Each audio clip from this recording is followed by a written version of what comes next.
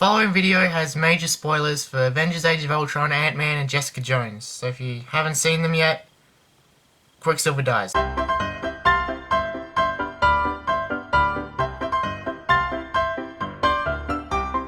Let me just start by saying I don't hate the Marvel Cinematic Universe. I look forward to what they do every single year. But think of it like this. Imagine if one of your loved ones came home one day with a snake around their neck and 10 piercings on their left eyelid. Even though you still love that person, you have to let them know what they did wrong. Normally I would let the small stuff go, but Marvel has been pushing me too far too often, and I can sum up my rant in 2 words. Quicksilver. This rant is dedicated to that little grey-haired speedster running circles around Jesus in heaven like the angel he is! Let's start with Avengers Age of Ultron, and I know a lot of people liked it, and I'll probably catch a lot of flack for saying this, but it seemed like the movie was only there to be cool. Like that kid in school who wears like a Teenage Mutant Ninja Turtle shirt to try and get in with the popular kids, but doesn't know what a Donatello is. The most obvious example of this was the Hulkbuster fight. Sure, it looked great, but it didn't really further the story in any way. They even said in the behind the scenes video that the first thing Joss Whedon came up with for the movie was the Hulkbuster fight. He didn't have the story, he didn't have the characters, he didn't know how it was going to fit in with the plot. All he knew was that when people saw it, it would blow their freaking minds! And it did, it blew my mind. But just because it's cool doesn't mean it means anything. The same goes with that scene when Thor was in the cave.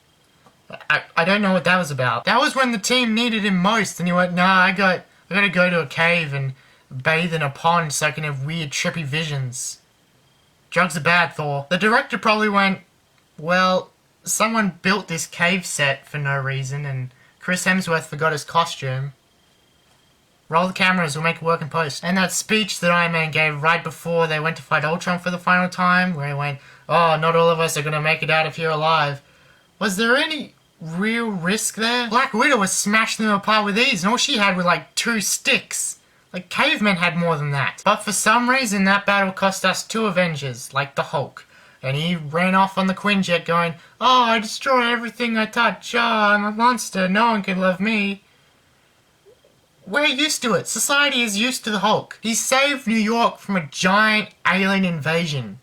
I think everyone will be fine with him venting every once in a while by destroying a building. We're fine with that, kind of. Iron Man's just looking for attention again, like he did in Iron Man 3, where he went, oh, I'm gonna blow up my suits, so I'm never gonna be Iron Man again. Yeah, look how that turned out. Which leads me to, dare I say, one of the greatest mistakes of the Marvel Cinematic Universe. I'm talking, of course, about TDOQ.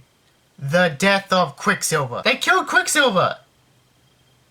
Why did they do that? He wasn't even fully developed yet. He was just the guy with super speed, and they killed him. Quicksilver only died because of what Iron Man said. Like, oh, we gotta lose one of us. Stupid, dramatic Iron Man. Kill someone else! Kill Captain America, he dies in the comics all the time and he's fine. The credits had more screen time than Quicksilver. That's gotta be saying something, alright? And nobody cared. Nobody mourned over the death of Quicksilver. I'm pretty sure none of them even noticed. Did any of them notice? Because I did! I have to stop talking about Quicksilver now. Because if I start now, I'm never gonna stop. Let's move on. Now on to Ant-Man in the morning of the Quicksilver of the Ant-World. His name was Anthony. That's genius right there. Killing Anthony was to give Ant-Man a reason to get the Yellow Jacket suit, and to show the audience that Yellow Jacket was evil and the bad guy. But we already knew that, so Anthony died for no reason. We already knew Yellow Jacket was evil. There was a scene where he literally killed a crying baby lamb. That's enough. And we knew Ant-Man had a reason to get the Yellow Jacket suit because A, he wanted to be a hero to his daughter Cassie, and B, he was already halfway through the mission. Like, if he stopped now, he would be a dum-dum. That was the one ant they gave a name to, and they killed him. Imagine how great it would have been if the ant that got turned big at the end was Anthony, and then Cassie got to look after Anthony. Instead, she looks after this weird, stupid ant with a stupid ant face. What, you think you're special? You're not Anthony! Also, that Falcon scene, that was... Does this look like an ant to you? I'm just getting a little sick of Marvel throwing random characters into movies just because they exist in the same universe. We all get that these characters exist in the same movie franchise, but they don't need to be near each other all the time. I mean, we can accept that maybe Thor's busy, and that's why he can't help. A good example to get past this was in the season finale of Arrow Season 3. There was a scene where Ra's al Ghul was going to destroy a whole city with a highly contagious virus. They called the Flash in, and the Flash went, "Nah, I gotta go talk with someone. I could do it at any time, but, you know, bye." I'm not saying it has to be to that extent every time, but superheroes don't need to be right next to each other every second of every day. And this doesn't just apply to Ant-Man. This applies to every single franchise. Stop it! There are more superheroes in Captain America Civil War than there were in any Avengers movie. That isn't a Captain America movie. That's an Avengers prequel or midquel or not Captain America. Captain America has been in a movie every year since 2011. We get he's part of the same universe. Let him take a break. He's like 80 years old. The other heroes that have nothing to do with the story should just have quick cameos at the most. Quicksilver. Speaking of Quicksilver, they could have brought him back. They could have easily done it. Death doesn't really apply in the Marvel movies. So why does it only apply to Quicksilver? Coulson died in Avengers and now he has his own TV show. Nick Fury died in Winter Soldier and got brought back to life in the exact same movie. Why suddenly is it such a big deal that when someone with actual superpowers gets shot, they're dead for good? He's got super speed! The Flash catches bullets all the time! This is how Quicksilver catches bullets! He's got an accelerated healing factor, he's got enhanced durability, he has so many powers that could have gotten him out of this situation. There was a scene right before Quicksilver dies where he gets shot through the arm and he just shrugs it off. Bullet wounds are only a mild annoyance to him. Little did we know, bullets affect Quicksilver, but only sometimes, for no reason. Sort it out, Marvel. Which brings me to Daredevil. I can't make fun of Daredevil. That's one of my favourite Marvel things ever. Which brings me to Jessica Jones. The Jessica Jones series is like a giant fiery car crash. You can't look away because you want to see at least one person get out of there alive. Let me save you some time and let you know that no one ever does. I know Marvel is trying to make more gritty and grounded products on Netflix, but there's a difference between gritty and hopeless. The whole series for me was leading up to Jessica Jones becoming a true hero. Everyone was telling her that she can reach her full potential and overcome everything she's been through. She didn't do any of that. In the last episode of the series, Jessica has a chance to imprison the ultimate bad guy, Kilgrave, and make him face justice for everything he's ever done. Instead, she just snaps his neck.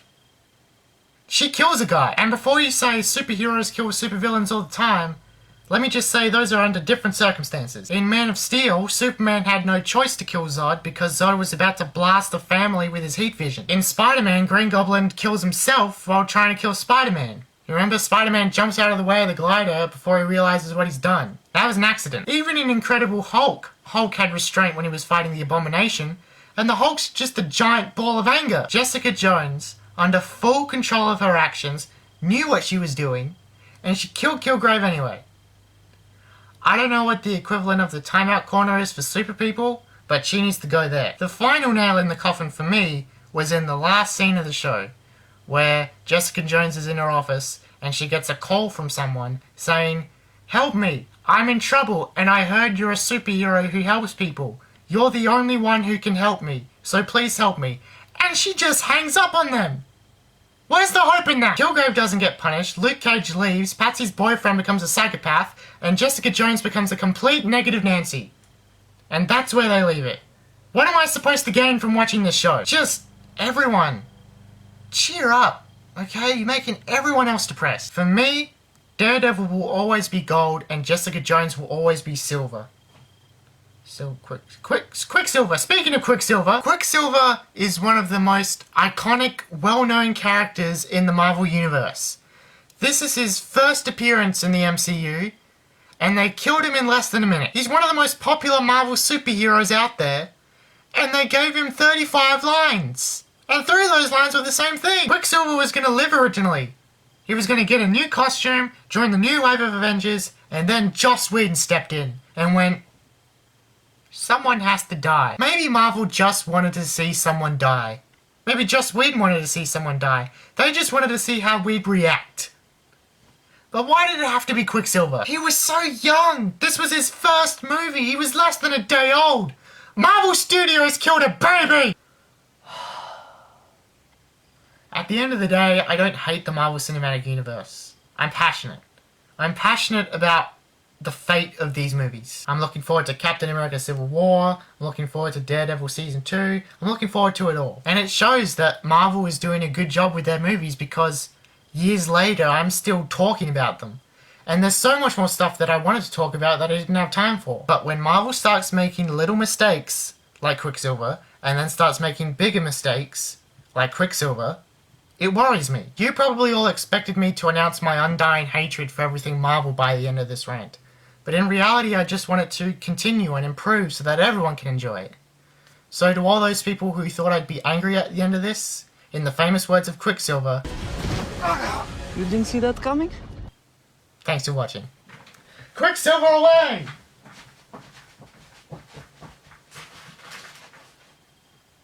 How fast was that?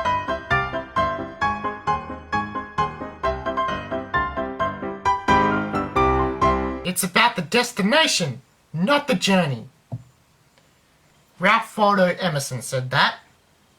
And he invented nature. Tune in next time to see what floorboards Andrea picks out over this 3-hour special. Guess what? Nobody cares! If I see another floorboard, I'm gonna be floored with boredom. Recently, the 9 Network launched a brand new channel called Channel 9 Life. And all it has is cooking shows, building shows, and the Real Housewives franchise. Or as I like to call it,